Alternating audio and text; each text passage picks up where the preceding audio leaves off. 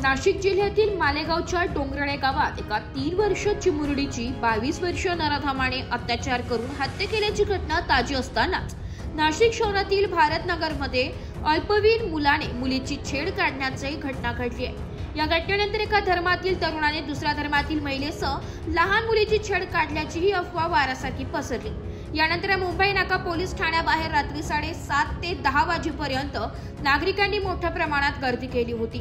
पोलिसांची नागरिकांनी समजूत काढत संशयित अल्पवयीनास ताब्यात घेऊन रात्री विनयभंगाचा गुन्हा दाखल केलाय।